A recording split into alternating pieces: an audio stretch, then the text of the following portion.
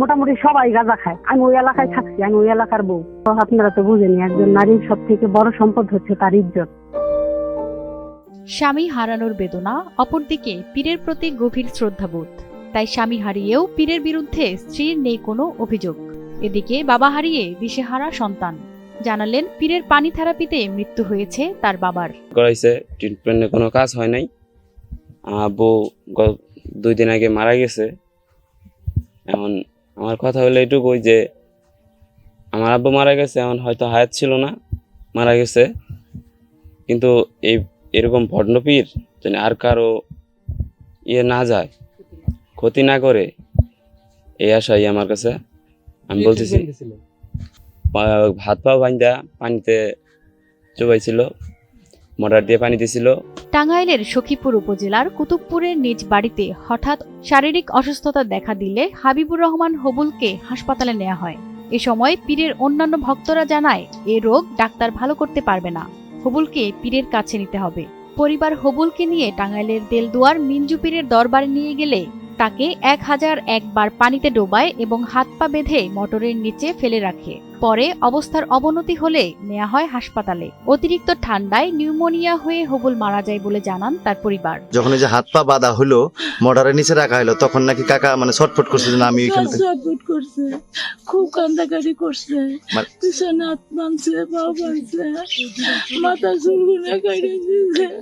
মানে এমনি চিৎকার করে কিছু বলছে তখন? চিৎকার করে আগে তো কোনো ছিল, পরে চিৎকার করছে আমি পানি দিব না, পানি দিব না, এই করবো না। তো ওইটা জোর করে দেওয়া হয়েছে? জোর করে এগুলো দেন না, কেন না, ওই চিকিৎসা বলে ডোবা করে করে বলে।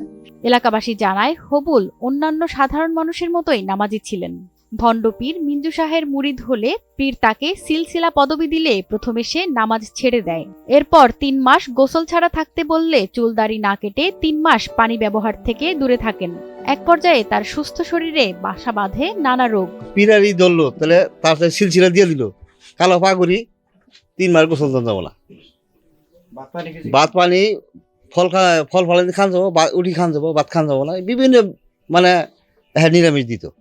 পীরের দরবারে পীর সাহেব ফোন দেন নিয়ে 1000 একটা ডুব দেওয়াইছে।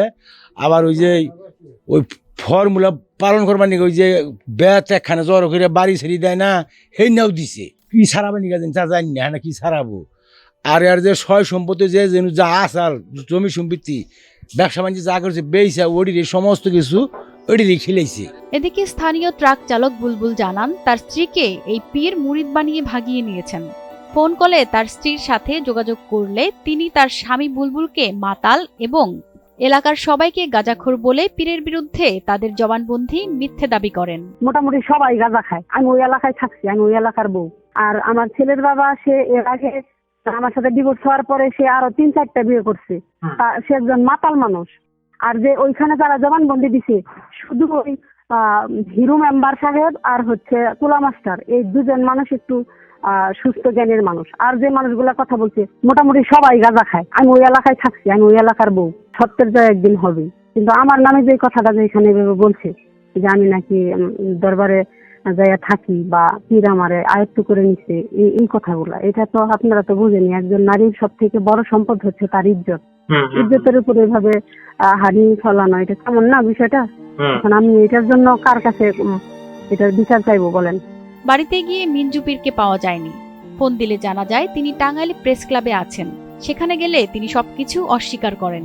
ওনারা অভিযোগ করছে, আপনারা ফেসবুকে দেখতে পারবেন, এগুলো তো আমি বললাম, ঠিক আছে।